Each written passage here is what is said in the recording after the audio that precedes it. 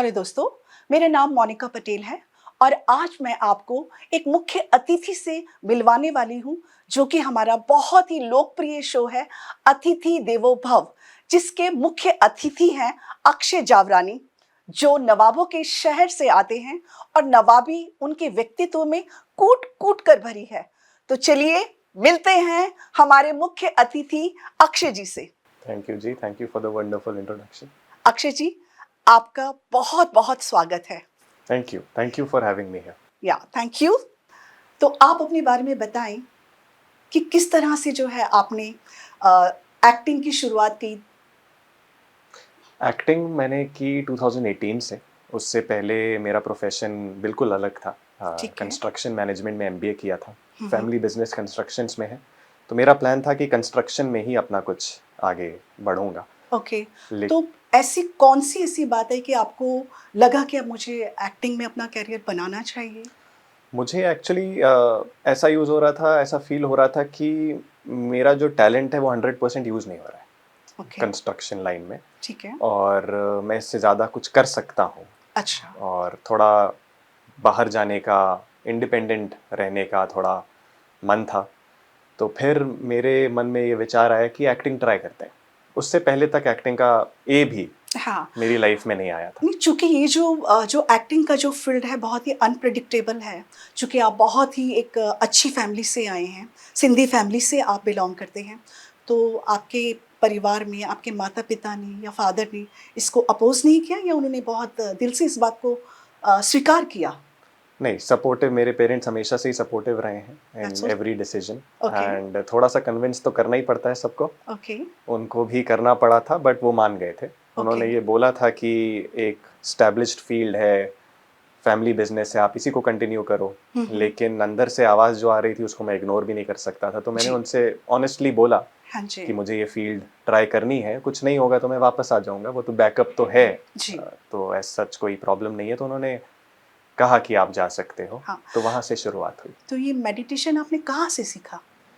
Meditation एक journey थी actually. जब मैं एक्टिंग के कोर्सेज करना स्टार्ट किया 2018 में, हाँ जी। बॉम्बे आया, तो मेरे एक्टिंग प्रोफेसर ने मुझसे बोला कि अगर आपको अच्छा एक्टर बनना है तो आपको खुद के बारे में जानना बहुत ज़रूरी है। ठीक है। आपको, अगर आप खुद के बारे में नहीं जानोगे तो आप दूसरे किरदार कैसे निभा पाओगे। ठीक है। तो उसके लिए उन्होंने कहा कि आप विपासना करके आइए। अच्छा। वो 10 डे का कोर्स होता है विपासना का, वो किया मैंने। ओके। उससे काफ़ी क्लैरिटी मिली और काफ़ी चेंजेस आए। जो ईगोइस्टिक जो मैं एटीट्यूड बता रहा हूँ, वो उसके बाद धीरे धीरे वो लेयर्स जो चढ़ी हुई थी वो सब हटने लगी। ओके। नॉनवेज मेरा वहाँ से छूटा, ओके। विपासना के बाद नॉनवेज छूट गया। ओके। मुझे लग रहा था कि कभी ना कभी छूटेगा, बट इतनी जल्दी छूटेगा मुझे नहीं पता था। तो तो जैसे ही वहाँ से विपासना आने के बाद आपने छोड़ ही दिया था? विपासना जैसे ही करके आया, उसके within a week nonveg छूट गया। एंड ये काफ़ी बड़ी चीज़ थी। जैसे मैंने फैमिली को बताया, अपने बड़े भाई को बताया, हम दोनों मिलके लखनऊ से हैं, तो हम दोनों मिलके बहुत नॉनवेज कबाब्स ये खाया करते थे। तो उनको तो मजाक लगा, उनको लगा कि ये हफ्ते भर में ये फिर से चालू कर देगा, महीने भर में कर देगा। लेकिन मुझे देखते देखते अब तो पूरी फैमिली ने छोड़ दिया है। अच्छा। ओके। तो नॉनवेज वहाँ से छूटा। फिर विपासना पे जर्नी रुकी नहीं, उसके बाद भी क्वेश्चंस काफ़ी थे मेरे अंदर। हम्म। तो आर्ट ऑफ लिविंग भी किया, आर्ट ऑफ लिविंग कोर्स भी किया। उसके बाद भी क्वेश्चंस काफ़ी थे। कुछ कुछ मिल रहा था वहाँ से, ऐसा नहीं कुछ नहीं मिल रहा था। कुछ क्लैरिटी मिल रही थी, ब्रीदिंग टेक्निक्स मिल रही थी। लेकिन फिर राज योगा मेडिटेशन 2020 में लॉकडाउन चल रहा था, तो शिवानी दीदी के वीडियोस में काफ़ी देखता था, बीके ओके। शिवानी के। ओके। एंड उनसे 100% कनेक्ट होता था मेरा। ओके। ऐसा कभी सदगुरु के वीडियोस देखे, श्री श्री रविशंकर जी के देखे, तो उनसे 60% 70% कनेक्ट होता था, लेकिन शिवानी दीदी से 100% कनेक्ट होता था। ओके। तो मुझे ये क्वेश्चन आया कि ये ऐसा क्या करती हैं, ये इतनी क्लैरिटी कहाँ से लाई हैं, कहीं से तो लाती होंगी। हम्म। तो पता चला कि राजयोगा मेडिटेशन करती हैं। तो इंस्टाग्राम पे एक ऐड भी आ गया कि राजयोगा मेडिटेशन हो रहा है लॉकडाउन में, 7 डे का कोर्स है। एनरोल किया, अमृत वेला स्टार्ट हो गया। उस कोर्स के बाद ऐसा हुआ कि सारे क्वेश्चन जो थे मेरे अंदर वो सब आंसर हो गए। ओके। काफ़ी क्लैरिटी मिली, काफ़ी स्ट्रेंथ मिली उस हम्म। मेडिटेशन से। ओके। तो मेरी प्रोफेशनल लाइफ में भी बहुत यूज़फुल रहा और पर्सनल लाइफ में भी ड्रास्टिक चेंज। अगर मैं बता रहा था, अपने फ्रेंड्स से मिलूँ तो वो मुझे पहचानते नहीं हम्म। कि ये वही है कि जो कॉलेज में टीचर्स के अकाउंट हैक करके अटेंडेंस लगा दिया करता था। अरे ऐसा भी करते थे आप? मेरी अटेंडेंस 30% रहती थी, लेकिन हैक करके 90% कर देता था उसको। आई होप कि ये बोल के अभी कहीं मैं ट्रबल में ना फंस जाऊं, बट वैसे आपको देखकर लगता नहीं है कि आपने ये सब भी किए नहीं, होंगे? काफी कारनामे किए थे। चलिए, तो राजयोगा से आपके व्यक्तित्व के अंदर, आपके जीवन के अंदर क्या बदलाव आया? जो ड्रास्टिक जो आप बोल रहे हैं, वैसे तो आपने सब कुछ बता ही दिया है, लेकिन आपने जैसे कहा कि आपने विपाशना भी की है और आप जो है दूसरे भी आपने मेडिटेशन ट्राई किए हैं। So what is the difference between them and this Rajyoga meditation? The main difference is Rajyoga meditation आपके सोल लेवल पे वर्क करता है, हाँ जी। एंड उससे डीप कुछ नहीं हो सकता। बाकी मेडिटेशन आपके माइंड के लेवल पे वर्क करेंगे, आपको थोड़ी देर के लिए शांति महसूस करा देंगे, हुँ, आपके माइंड को समझने में वो हेल्प करेंगे। ब्रीदिंग आपकी इंप्रूव होगी, तो ब्रीदिंग इंप्रूव होती है तो माइंड थोड़ा कंट्रोल में आ जाता है। बिल्कुल। लेकिन सोल पे कोई मेडिटेशन और वर्क नहीं करता। सोल पे there is only Rajyoga meditation जो सोल पे फोकस करता है और सुप्रीम सोल पे फोकस करता है। हाँ जी। तो इसके अलावा, इससे डीप अगर आपको कोई मेडिटेशन मिल ही नहीं सकता। अगर आपको सभी क्वेश्चंस का आंसर जानना है तो Rajyoga meditation is the only meditation. क्या राजयोगा मेडिटेशन से आपको आपके प्रोफेशनल, जैसे कि आप प्रोफेशन से एक्टर हैं, इसमें भी आपको मदद मिली राजयोगा मेडिटेशन से? बहुत मदद मिली। जैसे? जैसे अभी भी मैं एक प्रोजेक्ट करके आ रहा हूँ यहाँ पे, एक अभी शूट हुआ हमारा प्रोजेक्ट। तो एक्टिंग लाइन में आपको भी जैसे पता होगा, आप भी एक्टर हो, तो एक किरदार निभाने में, फिर उसके बाद दूसरा किरदार निभाने में बीच में जो टाइम होता है, हुँ, हुँ। उसमें आपको आप नेचुरल सेल्फ में रहना चाहिए ना। जैसे मैं अक्षय जी। हूँ, मेरी मेरी क्या एटीट्यूड है, मेरा क्या बिहेवियर है, उसमें रहना चाहिए। लेकिन एज एन एक्टर अगर आप एक किरदार करते हो तो आप उसी में खो जाते हो, कभी कभी बिल्कुल, आप जी, बाहर नहीं आ पाते हो। करेक्ट। तो उससे बाहर आने में बहुत मदद मिलती है, आपको डिटॉक्स करने में बहुत मदद मिलती है। आपको पता रहता है कि ये बस एक किरदार है, अब ये ख़त्म हो गया, हुँ, हुँ। वो फिनिश हो गया। अब मैं जैसा था वैसा हूँ, अब जो नया किरदार आएगा तो मैं उस हिसाब से अपने आप को उसमें बैलेंस कर लेते हैं अपने आप बैलेंस को। कर लूँगा। जैसे अब पानी का एग्जाम्पल है, अगर पानी में शुगर ऐड किया, हुँ, हुँ। अब उसको वापस कैसे उसको नॉर्मल करना है, तो ये मेडिटेशन सिखाता है कि वापस उसको ओरिजिनल वाटर में कैसे लाना है। फिर हुँ, उसको हुँ। क्योंकि सॉल्टी भी करना पड़ सकता है नेक्स्ट कैरेक्टर के लिए, ठीक है। तो ओरिजिनल आपको, आपके नेचर में, ऐसे एक्टिंग में भी कहते हैं कि आपको अपना न्यूट्रल, आपको न्यूट्रल रहना चाहिए। As an actor you hmm, should be hmm. Very neutral. तो न्यूट्रल आप मेडिटेशन से ही हो सकते हो, और कोई वे नहीं है न्यूट्रल होने का। बिल्कुल सही कहा। अच्छा, क्या राजयोगा मेडिटेशन की वजह से, अ, जैसे कि मैं भी एक्टर रही हूँ और मैं भी ब्रह्मा कुमारी से काफ़ी समय से जुड़ी हूँ, राजयोगा मेडिटेशन की मैं भी प्रैक्टिस कर रही हूँ। तो मुझे पता है कि जो हमारा जो फ़ील्ड है, उसके अंदर एज़ एन एक्टर क्या आपको बहुत सारी जो कि हम, क्योंकि मर्यादा में रह के अभी हमको बहुत सारी चीज़ें करनी पड़ती हैं, बाबा की श्रीमत को हमको फ़ॉलो करना पड़ता है। तो ऐसे कुछ इंसिडेंट आपके साथ हुए हैं जहाँ पर आपको लगा कि ये श्रीमत के विरुद्ध जाके मुझे चीज़ें नहीं करनी है? ऐसी कुछ चीज़ें आपके साथ घटित हुई? हुई हैं, ओके, काफ़ी हुई हैं। जैसे कि? जैसे काफ़ी तरह का कंटेंट आता है आजकल ना, हाँ तो जी। अब मुझे एज एन एक्टर ये बहुत फोकस में रखता हूँ कि किस टाइप का मैसेज जा रहा है, हुँ, जो मैं कर रहा हूँ उससे ऑडियंस को किस टाइप का मैसेज जा रहा है। बिल्कुल। क्या उससे उनका कुछ ग्रोथ हो रही है, हुँ, स्पिरिचुअल हुँ। लेवल पे ग्रोथ हो रही है, उनको खुशी मिल रही है, हुँ, उनको हुँ। शांति मिल रही है, कुछ अच्छा महसूस कर रहे हैं, तो ही मैं करता हूँ। हुँ, हुँ। अगर उससे कुछ भी नेगेटिव जा रहा है, लस्ट इंड्यूसिंग कंटेंट बहुत है आज, हाँ जी। तो वैसे ऑफर्स आते हैं। हुँ, हुँ। और वो एक बार ये चैलेंज आया था मेरे साथ कि वो पेमेंट भी बहुत अच्छा कोट कर रहे थे, लेकिन हुँ, मुझे इतनी क्लैरिटी है कि ये मैं देखना ही नहीं चाहूँगा इस तरह का कंटेंट, तो मैं करूँगा क्यों? हुँ, ना हुँ। मैं चाहूँगा कि कोई ऐसा कंटेंट देख के उनकी अंदर की स्थिति ऐसी बिगड़े, अच्छा। तो उसको काफ़ी मना भी करना पड़ता है, ओके। लेकिन ये clarity. Sorry to ji, interrupt you. अगर आप ब्रह्मा कुमारी से नहीं जुड़े होते, अगर उसके बाद अगर आपको वो ऑफ़र मिलती, तो क्या आप करते? शायद कर लिया होता, ओके। शायद कर लिया होता, क्योंकि फिर वो मॉरल्स, वो एथिक्स इतने वो साइडलाइन हो जाते हैं। हाँ जी। ठीक, ठीक, ठीक, कंडीशनिंग की बिल्कुल। वजह से वो मॉरल्स और एथिक्स जो हैं वो साइडलाइन हो जाते हैं। तो मैं जिस तरह की बात भी किया करता था, तो अगर वैसा पहले ऑफर होता तो शायद कर लेता। हुँ, हुँ, लेकिन हुँ। अब तो काफ़ी क्लैरिटी है कि क्योंकि मैं खुद नहीं देखना चाहूँगा, मैं अपनी फैमिली को वो कंटेंट नहीं दिखाना चाहूँगा, तो मैं किसी को भी क्यों दिखाना हुँ, चाहूँगा, हुँ, हुँ। चाहे जितना अच्छा पेमेंट हो, hmm, it hmm. Doesn't matter. Yes. Correct, कि आप अपने उद्देश्यों से, अपने मूल्यों से जो किसी तरह का कोई समझौता नहीं करना चाहते। अच्छा अक्षय, जैसे कि आप मुंबई के अंदर आए, तो कोई भी नया एक्टर मुंबई के अंदर या आता है, एक्टर या एक्ट्रेसेस आती हैं, तो उनको अपने पाँव जमाने के लिए काफ़ी जद्दोजहद करनी पड़ती है। तो आपकी शुरुआत कैसी हुई? आपको किस तरह से, जो आपके पॉपुलर सीरियल हैं उसके अंदर आपको, आप उसके बारे में हमें बताइए। सबसे पहले तो मैं शुक्रिया करना चाहूँगा मेरे acting professor Kundan sir, Kundan okay, Chaudhary ji. Okay. उन वो मुझे मिले, तो उनकी वजह से मुझे लगता है कि मेरे 2-3 साल बच गए, क्योंकि बहुत एक्टर्स आते हैं, उनको पता नहीं रहता है कि बॉम्बे आकर के करना क्या है, हुँ, हुँ। कहाँ जाना है, कौन जेन्युइन है, कौन जेन्युइन नहीं है। बहुत लोगों ने बिज़नेस बना लिया अपना कि नए लोग जो आते हैं उनको ये बताते हैं कि आपको मूवी दे देंगे, उनसे कुछ पैसे ले लेते हैं। मेरे कुछ फ्रेंड्स ने भी ऐसे कुछ पैसे दिए हैं। ओके, तो मुझे बहुत लकी रहा मैं कि वो एज अ गाइड मिले। उन्होंने उन्होंने ही विपाशना मुझे सजेस्ट किया था, ओके। एंड उनके साथ रह कर के मुझे अपने टैलेंट पे वर्क करने का मौका मिला। फिर कुछ ऑडिशंस होते हैं, वो ऑडिशंस मैं देता रहता था अपनी कोर्सेज के साथ।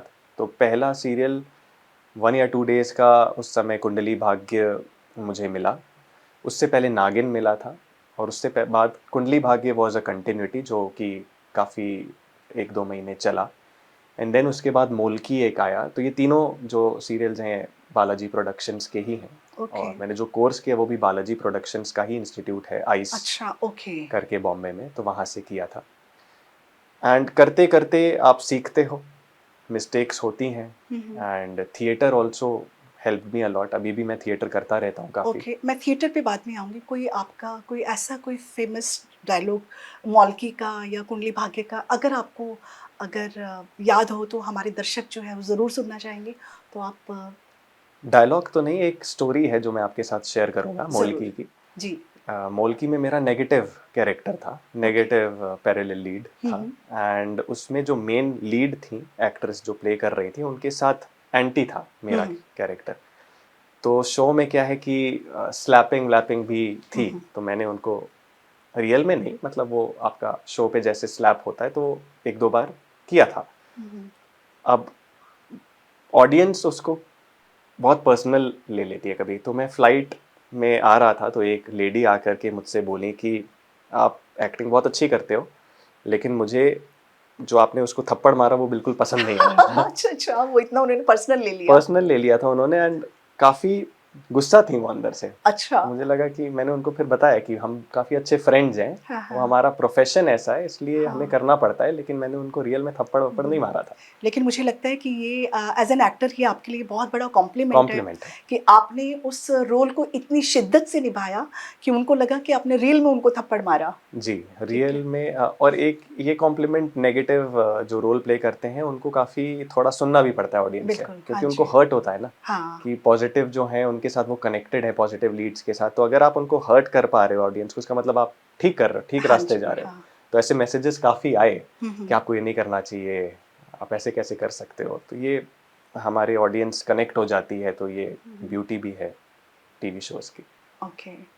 थिएटर के बारे में बताएँगे कि आपने कुछ प्ले, काफ़ी सारे आपने प्ले किए हैं, आपने इंग्लिश प्ले भी किए। तो उसमें आपने कुछ ख़ास तरह की कुछ तैयारी करी, कुछ शेयर करना चाहेंगे? कोई ऐसा स्पेसिफ़िक, क्योंकि थिएटर के अंदर तो 1-1 महीना, 2-2 महीना रिहर्सल चलती है। कोई ऐसा कोई कैरेक्टर जिसके लिए आपने कोई तैयारी की हो? थिएटर काफ़ी करता हूँ, थिएटर से मुझे काफ़ी कुछ सीखने को भी मिलता है, एंड थिएटर का मज़ा और कैमरा एक्टिंग का मज़ा एकदम अलग है, क्योंकि थिएटर पे एक बार आप चालू हो जाते हो फिर रुक नहीं सकते, फिर आपको कोई कट नहीं बोलेगा। हुँ, हुँ। एंड कैमरा एक्टिंग में तो बीच-बीच में कट्स होते रहते हैं।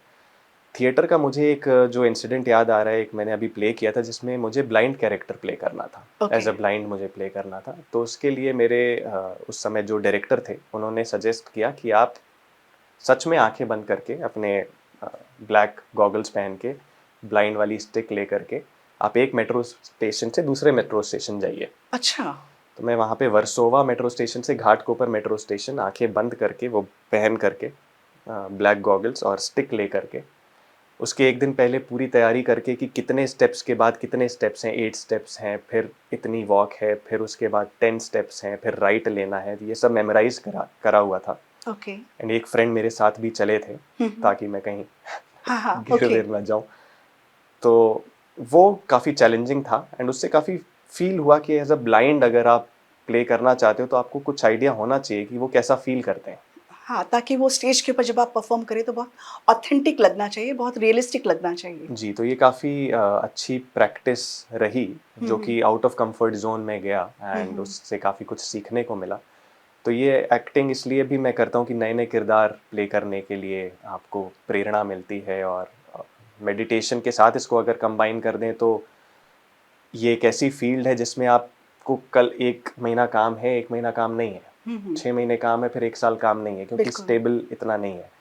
तो उसमें जब काम नहीं है तो आप अपने माइंड को कैसे शांत रख सकते हो? आप कैसे स्टेबल रह सकते हो? आप कैसे पॉजिटिव पे फ़ोकस कर सकते हो rather than going into negative? Yes, तो ये मेडिटेशन के साथ कंबाइन करके ये काफ़ी अच्छा बैलेंस मेंटेन करने को मिलता है। मिलता है, वेरी गुड। तो इसके अलावा अपार्ट फ्रॉम दिस आपकी और क्या-क्या हॉबी हैं? जैसे बहुत सारी हॉबीज़ होती हैं, किसी को लिखने का शौक होता है, गाने का, क्या आपको कुछ ऐसे कोई शौक हैं, इसके अलावा?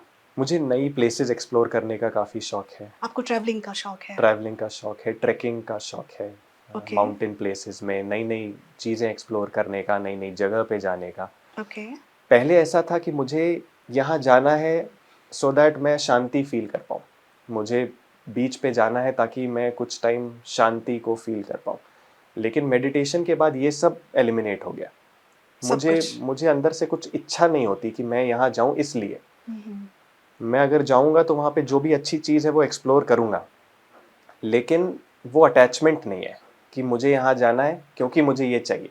हुँ, वो हुँ। अपने आप ही मेडिटेशन से डिमिनिश हो गया है। ओके, अब मैं अगर जाऊँगा तो मेरा अगर कुछ वर्क होगा वहाँ पे वर्क करूँगा, वहाँ पे एक्सप्लोर करूँगा, जो भी वहाँ की ख़ास चीज़ है उसको देखूँगा एंड उससे सीखूँगा। हुँ, हुँ।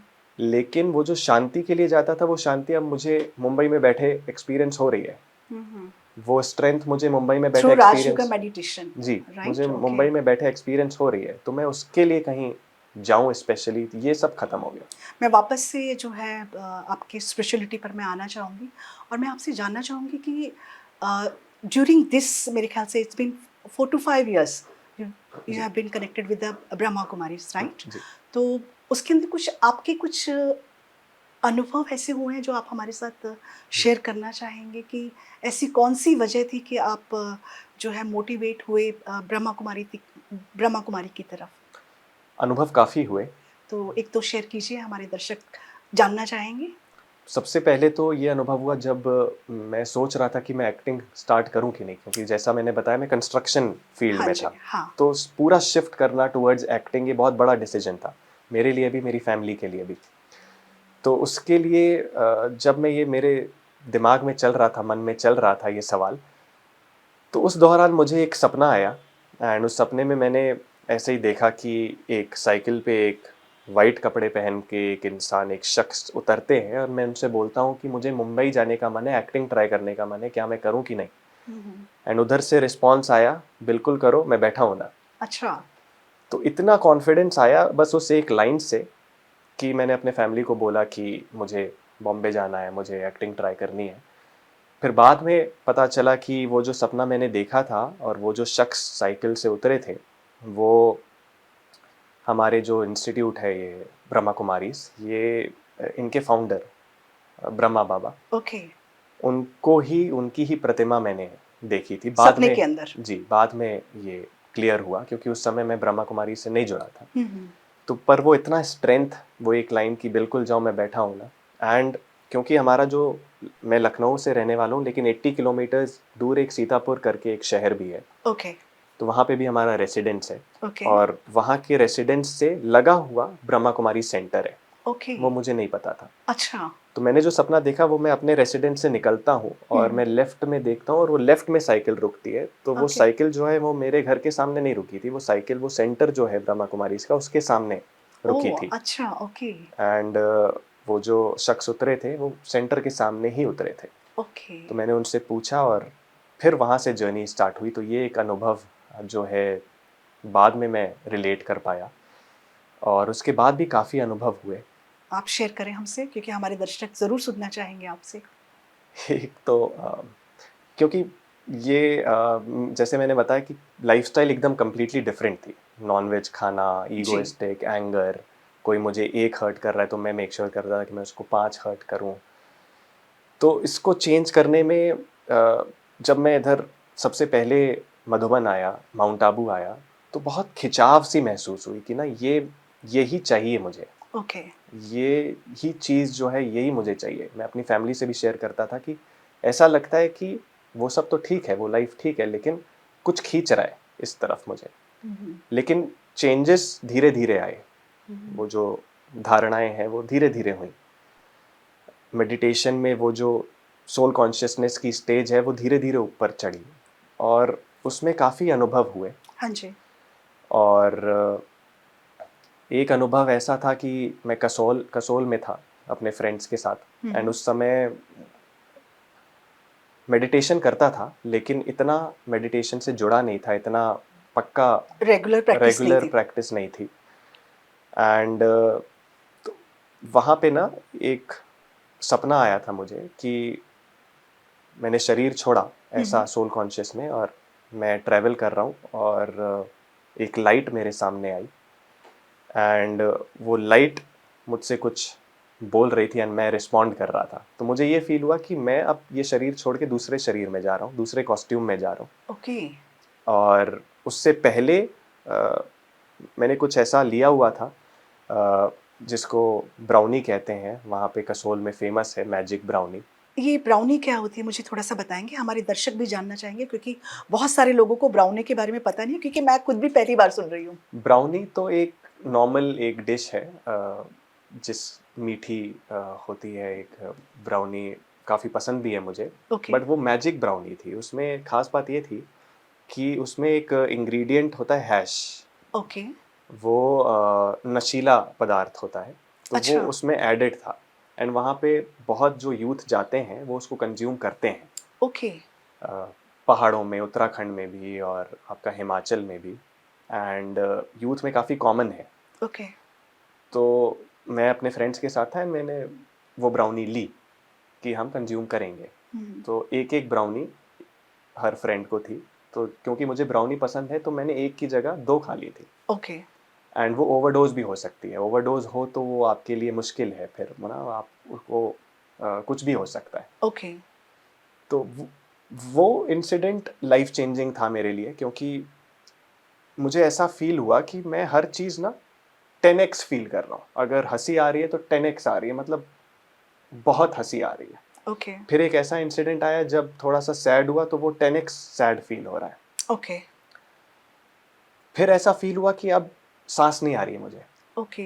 क्योंकि थोड़ा ओवरडोज़ हो गया ये होगा। सब लेने के बाद आपको ये सारे एक्सपीरियंसेस हुए? जी, ओके, तो साँस नहीं आ रही है, फिर मुझे फ़ील हुआ कि अब मैं, ये लास्ट मोमेंट है, क्योंकि ब्लैकआउट होने लगा था मेरे सामने से। तो मेरा जो फ्रेंड था वो मुझे ला कर के उन्होंने बेड पे लेटा दिया। ओके, उनको लगा कि मैं सोना चाहता हूँ तो बेड पे लेटा दिया, लेकिन मुझे साँस नहीं आ रही थी। ओके। मुझे लगा कि ये लास्ट मोमेंट है, अब मैं ये शरीर छोड़ छोड़ रहा हूँ। ओके, एंड मैंने छोड़ा भी, सोल निकल के भी गई एक ओके, ऐसी डार्क स्पेस में, एंड मेरे सामने मेरे लाइफ की सारी मेमोरीज भी प्ले होने लगी। कुछ शख्स मेरे सामने आने लगे जो कि जिनसे मैं मिला था ओके। अपने इस दौरान, इस लाइफ टाइम में। हुँ, हुँ। उनके साथ क्या गलत किया, उन्होंने मेरे साथ क्या किया, मैंने उनके साथ क्या गलत किया, वो सब प्ले होने लगा। एंड ओके, गिल्ट की फीलिंग भी आने लगी। ओके, तो मुझे समझ में आ गया था, क्योंकि ज्ञान था, तो मुझे लग रहा था कि अब लास्ट मोमेंट है, मैं कुछ नहीं कर सकता। मैंने सरेंडर कर दिया। ओके। एंड ये भी फीलिंग आई कि अब मेरे साथ ये 4-5 महीना जो वूम्ब का टाइम होता है, एक 9 महीने का, हुँ, मेरे हुँ। सामने यही सब प्ले होने वाला है। ओके, एंड वो एक-एक सेकंड ऐसा लग रहा था कि सालों के बराबर है। तो जब ऐसा हुआ तो एक डार्क स्पेस में मैं था, जैसे मैं बताऊँ एकदम डार्क, कुछ नहीं दिख रहा है मुझे। एंड पीछे से कुछ आवाज़ें भी आ रही हैं कि मुझे कोई उठाने की कोशिश कर रहा है।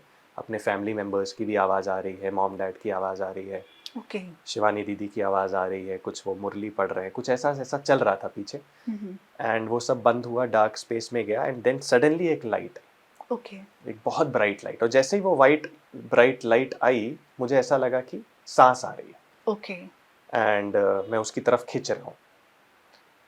फिर उस लाइट ने कुछ कहा एंड मैंने कुछ रिस्पॉन्ड किया।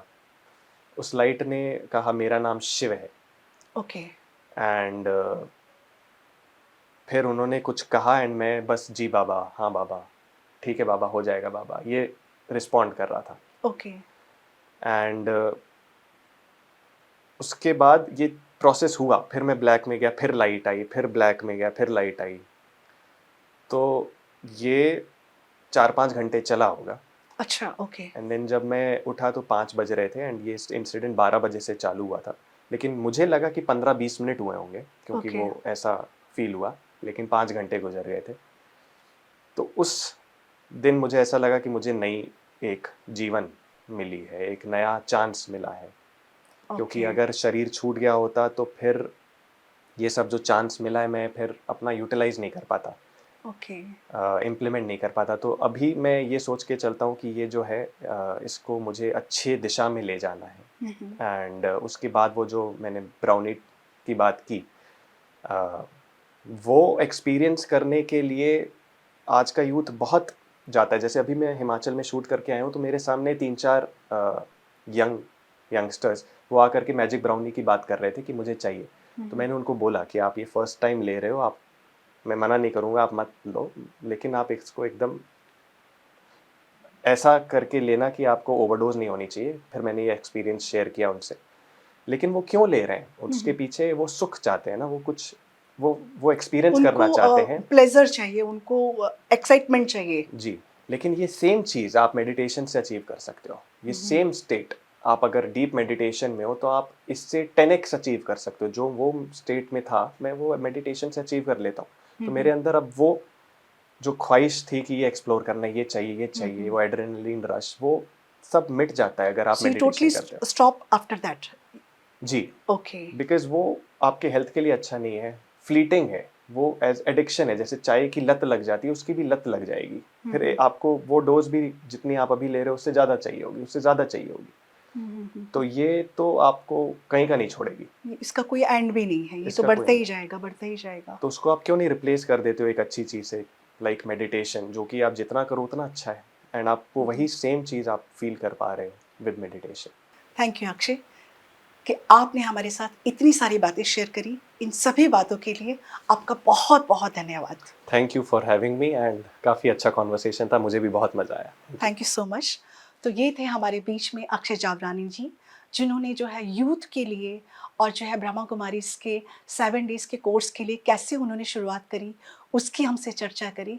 तो आज के जितने भी जो यूथ हैं, हमारे जो है ब्रह्मा कुमारीज का जो 7 डेज़ का कोर्स है, आप ये बिल्कुल निःशुल्क है। आप आस-पास के जो है सेंटर पे जाकर जो है ये 7 डेज़ का कोर्स कर सकते हैं और अपने जीवन में जो है, जैसे अक्षय ने इसका लाभ उठाकर अपने जीवन के अंदर इतना बड़ा परिवर्तन वो लेकर आए। मैं चाहती हूँ कि राजयोगा मेडिटेशन से आप सभी का जीवन जो है इसी तरह से परिवर्तित हो। Thank you so much. ओम शांति।